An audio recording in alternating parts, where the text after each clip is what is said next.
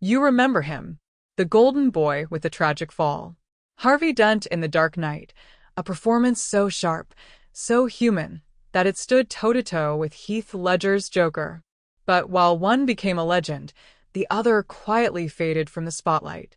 Aaron Eckhart gave us one of the most layered, heartbreaking turns in superhero movie history. Then Hollywood forgot him. Not because he wasn't good enough, but because he was too good in a world that often overlooks depth for noise. This is the story of the man who gave us everything, and deserved so much more. Aaron Eckhart was never the loudest man in the room. He didn't explode onto the scene with tabloid drama or viral interviews. He wasn't a scandal, a sensation, or a self-promoter. But when you saw him on screen, you remembered him. There was something earnest about him, something quietly powerful. He had the face of a leading man, the intensity of a character actor, and the discipline of someone who didn't want attention. Only excellence. And for a while, it seemed like Hollywood was finally waking up to what it had.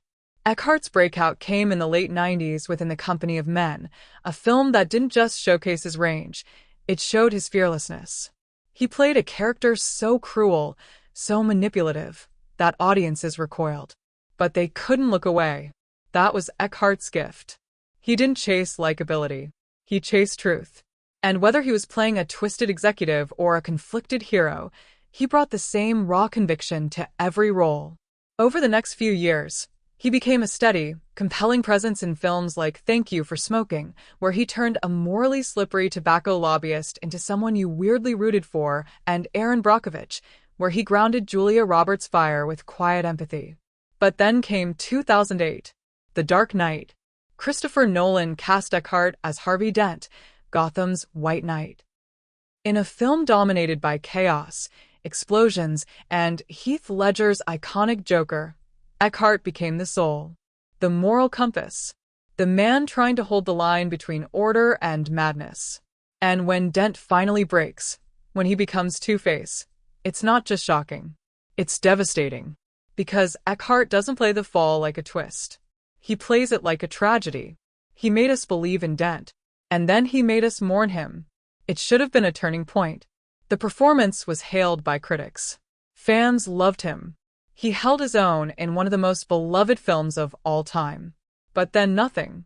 No escarbàs. No major new roles. No huge follow-ups. While the rest of the cast rocketed into superstardom, Eckhart seemed to vanish. And Hollywood, true to form, moved on. But why? He had the range, the look, the credibility, the audience. What happened? The truth is, Aaron Eckhart didn't chase fame. He didn't fit neatly into the system. He didn't do the press circus. He didn't tweet his way into roles. And in an industry that often rewards visibility over consistency, he became one of those rare actors who suffered not from lack of talent, but from too much integrity. He kept working, yes. He took roles in smaller films, thrillers, indies. Some worked, some didn't. But he kept showing up, kept doing the work. And every now and then, you'd see him in a performance that reminded you, this man can act.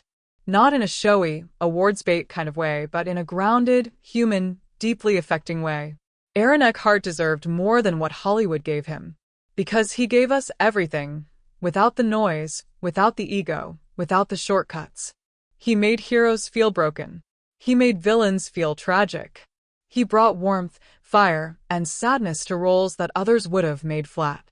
And maybe that's why he never got the spotlight he deserved. Because he never demanded it. But for those who remember, for those who saw what he brought to The Dark Knight and beyond, he's not forgotten. He's one of the greats who never got his due. And maybe that's the price of real talent in a world built on hype.